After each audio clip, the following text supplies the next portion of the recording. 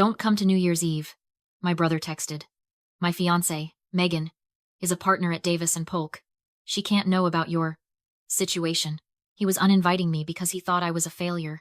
He had no idea that the situation he was ashamed of was actually a shell company called Axiom Holdings and I was the CEO. He also didn't know that Axiom was about to acquire the biggest client Megan had ever represented. I stared at the message. I didn't cry. I didn't scream. I just looked at the closing documents on my desk and changed the plan. I wasn't going to send a lawyer to close this deal anymore. I was going myself. Before I tell you what happened when Megan walked into my boardroom 48 hours later, drop a comment. Where are you watching from? And what time is it for you right now? I want to see how far this story travels. The next morning, my coffee was interrupted by a sharp knock at the door. It wasn't a neighbor or a friend. It was a courier holding a thick, cream-colored envelope with the Davis and Polk seal embossed on the flap. I signed for it, feeling the weight of the paper stock. It felt expensive. It felt like a threat. I opened it right there in my kitchen, standing barefoot on the cold tile. It was a formal cease and desist letter, signed by Megan herself. I read the first paragraph, and the air left my lungs. It didn't just ask me to stay away. It accused me of systematic harassment and attempted extortion regarding Samuel's past financial struggles. It painted a picture of me as an unstable, jealous sister trying to sabotage her brother's happiness because I was mentally unwell.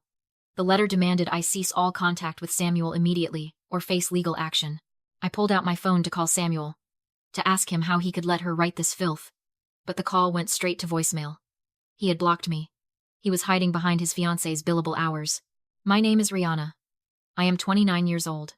I built a venture capital fund called Axiom Dynamics from nothing into a market force that swallows companies like Megan's clients for breakfast. But reading that letter, I didn't feel like a CEO. I felt like the small, powerless girl they had always needed me to be. The urge to fight back was visceral. I wanted to drive to their apartment, kick down the door, and scream the truth until they choked on it. I wanted to show them my bank accounts, my portfolio, my power. I wanted to make noise, but I didn't. I walked to the window and forced my breathing to slow down. In my line of work, I learned a long time ago that noise is for amateurs. Silence is for closers. This is what I call the silence trap. In any high-stakes negotiation, the person who speaks first loses leverage. If I reacted now, if I called them screaming, or hired a lawyer to send a rebuttal, I would be playing their game. I would be validating their narrative that I was emotional and unstable. I would be giving them a warning that I was a threat. But if I stayed silent, if I let that letter sit unanswered, Megan would interpret my silence as submission. She would think she had scared me off. She would think I was weak, broke, and terrified of her big, bad law firm. And when a person like Megan feels safe, they get sloppy. They get arrogant. They start putting things in writing that they shouldn't. This letter wasn't a defeat. It was a receipt. It was tangible, notarized proof that the lead counsel for the sellers held a personal, malicious bias against the principal of the buying firm. She had just handed me the weapon I would use to execute her career. I walked over to my filing cabinet and placed the letter inside a folder marked Acquisition Closing. I didn't call a lawyer. I didn't send a text. I simply let the silence settle over the apartment, heavy and cold. They wanted me to disappear? Fine. I would be a ghost, and on January 2nd, I would be the ghost that haunted them in the one place they couldn't escape, the boardroom. The word extortion burned on the cream-colored page. It would have been laughable if it wasn't so tragic. Megan thought I was trying to squeeze money out of her successful fiancé. She didn't know that the only reason Samuel wasn't wearing an orange jumpsuit right now was because I had drained my entire life savings to keep him out of one. I closed my eyes and the memory hit me like a physical blow. It was 3 years ago, 2 in the morning. My phone rang, cutting through the silence of my tiny studio apartment. It was Samuel. He wasn't the polished, arrogant man who blocked my number yesterday. He was sobbing. He was hyperventilating. He was calling from a holding cell at the county precinct. He had gotten involved with an illegal sports betting ring, and he was in deep $125,000 deep. And the people he owed weren't sending letters. They were sending threats. He was facing felony charges for embezzlement because he'd tried to move money from his previous employer to cover his tracks. I didn't hesitate. I didn't lecture him. I walked into my bank the next morning and liquidated everything. My retirement fund, my emergency savings, the seed money I had been scraping together for my first startup. I wired $125,000 to a lawyer and a settlement fund to make the charges go away. For the next 2 years, I worked 2 jobs coding during the day and bartending at night just to pay my rent. I ate instant noodles. I walked to work because I couldn't afford the subway. I did it because he was my brother. And he promised me, with tears in his eyes, that he would pay back every cent. "I owe you my life, Rihanna," he had said. I opened my eyes and looked around my office. The view from the 50th floor of the Axiom building was breathtaking.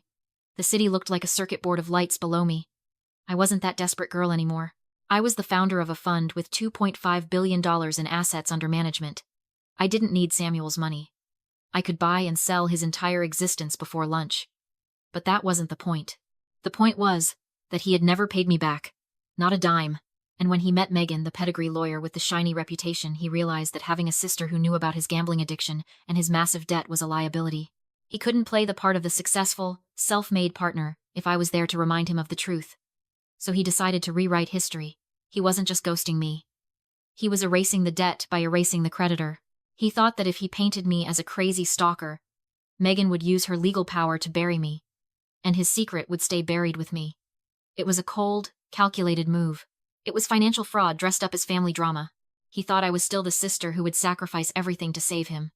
He forgot that the girl who bailed him out had grown up. He forgot that I kept receipts. I swiveled my chair back to the desk. The cease and desist letter lay next to the acquisition file. Samuel wanted to pretend the past didn't exist. He wanted a clean slate for his wedding. Fine. I would give him a clean slate. But first, I was going to remind him that in the world of high finance, you can't just delete your debts. You have to pay them. And the interest rate on betrayal was about to be astronomical. I picked up the desk phone and dialed extension 402. James, my general counsel, answered on the first ring. He knew we were in the middle of a delicate acquisition, but he didn't know the opposing counsel was the woman currently trying to sue me for existing. "James?" I said, my voice flat and businesslike. "I need a rider added to the closing documents for the TechFlow acquisition. Specifically, to the representations and warranties section, for legal counsel." James paused. "We're 48 hours from closing, Rihanna. The papers are already drafted. Unless it's critical, I wouldn't recommend opening the file again." "It is critical," I said. "Add a clause stating that lead counsel warrants, under penalty of perjury and immediate termination of the deal, that no immediate family member has outstanding insolvency debts exceeding $100,000 to the buyer or the buyer's principal beneficiary." There was a silence on the line as James processed the request. It was an unusual clause, specific, aggressive, and highly irregular for a standard tech buyout. "That's very specific," he said slowly. "Is there an exposure risk I should know about?" "Just covering our bases," I said. "Send it over. Tell them it's a non-negotiable compliance requirement for our offshore investors. They want it signed by close of business today." I hung up and swiveled my chair to face the window. This was the conflict trap. In the corporate world, you don't win by shouting. You win by letting your opponent hang themselves with their own arrogance. Megan was a shark. But she was a shark who was hungry for a commission. This deal was going to make her career. It was a $2.5 billion transaction. The legal fees alone were astronomical. She was closing the biggest deal of her life right before her wedding. She was high on success and adrenaline, and that made her blind. I knew exactly what would happen when that document hit her inbox. She would scan it. She would see the phrase buyer's principal beneficiary. She would assume, like everyone else, that the beneficiary behind Axiom Holdings was some nameless, faceless billionaire in Zurich or Silicon Valley. She wouldn't bother to dig. She wouldn't pause to run a background check on the shell company's ownership structure because that would take time. And she wanted this deal closed before the New Year's champagne was popped. She would look at the clause, think about Samuel, her perfect, successful fiancé, and laugh.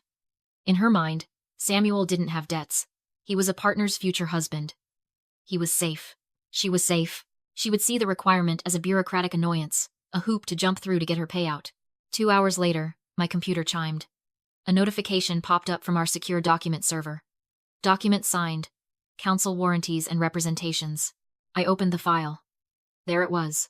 Her digital signature, timestamped at 4:15 p.m. By signing that document, Megan hadn't just closed a deal. She had committed professional suicide. She had legally certified that she had no conflicts, no debts, and no leverageable liabilities with the owner of Axiom Holdings. She had just lied on a federal transaction document because she was too arrogant to check who she was actually doing business with. She thought she was signing a receipt for a paycheck. I looked at the screen, at the loops of her signature, and felt a cold, quiet satisfaction. She had just signed her own execution order. Now, all I had to do was deliver it. January 2nd broke over New York City with a sky the color of bruised iron. A blizzard was rolling in from the north. coating the windows of the 50th floor in sheets of ice. My boardroom, affectionately nicknamed the glass cage by my staff, felt like the inside of a freezer. It was soundproof, transparent, and terrifyingly sterile. I sat at the head of the 40-foot marble table, my high-backed leather chair turned toward the window, watching the snow swirl into the void. At 10 a.m. sharp, the double doors opened. My assistant, David, ushered them in. "Gentlemen, Miss Whitmore, welcome to Axiom Dynamics." I didn't turn around yet. I listened to the sounds of their arrival, the heavy thud of leather portfolios hitting the table, the confident click of heels on the polished concrete floor, the low, murmuring baritones of the senior partners. And then, her voice. It was sharp, clear, and dripping with that specific brand of Ivy League condescension I had come to know so well. "Let's make this quick," Megan said. I could hear the smile in her voice as she addressed her colleagues. "I have a dress fitting at 4. Besides, once we walk them through the liability shield, this Axiom group will realize they don't have the leverage to demand half of these contingencies." "Careful, Megan," one of the senior partners warned, though he sounded amused. "The buyer is paying a 40% premium. They're entitled to be cautious." "There is cautious, and then there is paranoid," Megan scoffed. I heard the rustle of papers as she seemingly tossed the closing binder onto the table. "I mean, look at this principal beneficiary rider they made us sign yesterday. It's amateurish. It screams, new money, trying to play with the big dogs. Whoever is behind this shell company is probably some insecure tech bro terrified of his own shadow." She was winning the room. She was confident, articulate, and completely in command. For a moment, looking at her reflection in the darkened glass of the window, she looked unstoppable. She was the star associate, the future partner, the woman who had successfully erased my brother's past and bullied his sister into silence. She thought she was holding a royal flush. "Well," the senior partner said, "let's introduce ourselves to the Wizard of Oz, shall we? Miss?" He looked toward my chair. I placed my hand on the armrest. "Chin," I said. "Rihanna Chin." I swiveled the chair around slowly. The silence that followed wasn't just quiet. It was a vacuum. It sucked the oxygen out of the room. Megan was standing near the whiteboard, a marker in her hand, mid-gesture. When her eyes locked onto mine, the marker didn't fall. Her hand just froze, knuckles turning white as her grip tightened into a spasm. I watched the recognition hit her in waves. First, confusion. Why was Samuel's loser sister sitting in the CEO's chair? Then, denial. Maybe I was an assistant, a stand-in. And finally, the crushing, visceral horror as the pieces of the puzzle slammed together. Axiom, the shell company, the principal beneficiary clause, the debt. She looked at the document she had signed yesterday, the one warranting she had no debts to me. She looked at her senior partners, who were waiting for her to speak. She looked back at me, her face drained of color so fast it looked like the blood had simply evaporated. "Hello, Megan," I said, my voice soft, echoing slightly in the glass room. "Please, sit down. I believe you were just explaining to your partners why my due diligence was amateurish." She tried to speak, but only a strangled, wet sound came out of her throat. The arrogance evaporated, replaced by the primal fear of prey realizing it has walked willingly into the slaughterhouse. She didn't see a sister-in-law anymore. She saw the executioner. I don't know who this person is," Megan stammered, her voice pitching up an octave. She looked desperately at the senior partner. "Lawrence. She's clearly confused. This must be some kind of corporate espionage tactic. I've never met her." I didn't interrupt. I let her lie. I let her dig the hole deep enough to bury her entire career. I simply reached into my leather portfolio and pulled out 2 documents. I slid them across the cold marble table. They spun perfectly, stopping right in front of Lawrence. "Exhibit A," I said calmly. "The cease and desist letter you had a courier deliver to my home yesterday morning. In it, you identify me by name as Samuel's sister, and you threaten legal action if I attempt to collect on his past debts. It is signed by you, on Davis and Polk letterhead." Lawrence picked up the letter. His expression darkened. Megan went silent. "Exhibit B," I continued. "The warranty of no conflict you signed digitally yesterday afternoon. In it, you certify under penalty of perjury that your immediate family has no outstanding insolvency debts exceeding $100,000 to the principal beneficiary of Axiom Holdings." I leaned forward, clasping my hands on the table. "I am the principal beneficiary, Megan. And your fiancé owes me $125,000. "That's a lie!" Megan shrieked. The veneer of the professional lawyer cracked, revealing the panicked animal underneath. "There is no debt. You're making this up." I pulled out my phone and placed it on the table. I pressed play on the voicemail Samuel had left me 3 years ago. the one I had saved on 3 different hard drives. His voice, thick with tears and desperation, filled the silent boardroom. Rihanna, please, you have to help me. I owe them $125,000. I'm going to jail. I swear I'll pay you back. I owe you my life. I stopped the recording. Your lead counsel, I said to Lawrence, just committed professional negligence and fraud to hide a personal liability. She put your entire firm's reputation at risk to secure a commission. Lawrence didn't look at me. He looked at Megan. His face was a mask of cold fury. Get out, he said quietly. Lawrence? Wait. She's twisting. You are fired, Megan, he barked, his voice echoing off the glass walls. Leave this building immediately before I have you disbarred myself. Security. 2 uniformed guards stepped into the room. It was over. The trap had worked perfectly. But I had forgotten one thing about people like Megan. When you strip away their power, you don't find humility. You find rage. As the guards moved toward her, Megan snapped. She didn't walk away. She lunged across the table, her eyes wild. You ruined everything, she screamed. She grabbed for my phone, trying to destroy the evidence. Give me that. I stood up and blocked her hand. It was a reflex. But Megan, fueled by adrenaline and humiliation, shoved me. Hard. I stumbled back against my chair. The room gasped. She had just physically assaulted a billionaire client in front of 3 senior partners. I saw the realization hit her instantly. She had gone from fired to criminally liable. Panic flooded her eyes. She looked around the room, searching for an escape. A way to spin the narrative one last time. Her eyes landed on a heavy glass water pitcher sitting on the sidebar. She didn't hesitate. In a move of terrifying, calculated madness, she grabbed the pitcher and smashed it against the edge of the marble table. Shards of glass exploded everywhere. She dragged a jagged piece across her own forearm, drawing a line of bright red blood. She attacked me! Megan screamed, holding up her bleeding arm. Help! She's crazy! She attacked me! The room froze in horror. It was chaos. But I didn't move. I watched her hysterics with a cold, clinical detachment. This is what psychologists call a narcissistic injury. When a narcissist's mask is ripped off, they don't apologize. They destruct. They would rather burn the entire world down than admit they are not the victim. This wasn't insanity. It was her final, desperate attempt to regain control of the story. She was willing to bleed just to make me look like the villain. I simply pointed to the small, blinking red light in the corner of the ceiling.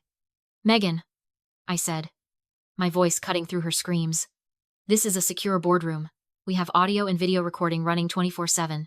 Megan stopped screaming. She looked at the camera. She looked at her arm. And then, for the first time, she looked truly, completely defeated. The security team didn't need to use force. The sight of the blinking red recording light had drained the fight right out of her. By the time the NYPD arrived, Megan was catatonic.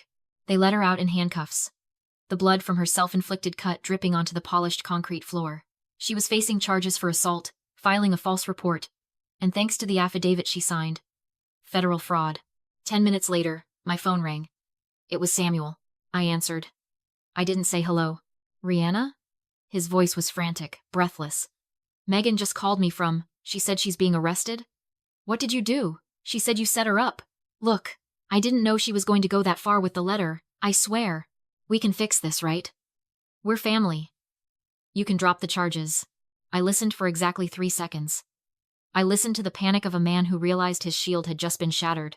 Goodbye, Samuel, I said. I hung up. Then I opened the settings on my phone and blocked his number. But I wasn't done. Blocking him was emotional protection. What I did next was financial justice. I opened the top drawer of my desk and pulled out a file I had prepared weeks ago, just in case. It was a debt assignment agreement. I uncapped my pen and signed the bottom line. With that signature, I wasn't just writing off the $125,000 he owed me. I was selling the debt to a distressed asset recovery firm, a vulture agency known for their aggressive, relentless pursuit of debtors. I sold it for pennies on the dollar because I didn't want the money anymore. I wanted him to understand consequences. Starting tomorrow, Samuel wouldn't be dealing with a patient sister. He would be dealing with professionals who would garnish his wages, seize his assets, and remind him every single day that he couldn't erase his past. I walked to the floor-to-ceiling window. The blizzard had covered New York in a blanket of white silence. The city looked clean, quiet. I looked at my reflection in the glass. I didn't see the lonely girl who wasn't invited to parties. I saw a woman who had built an empire out of the stones they threw at her. I didn't lose a family today. I evicted a parasite. I turned back to my desk. I had a company to run. If you've ever had to cut off a family member to save your own sanity, type freedom in the comments. I read every single one.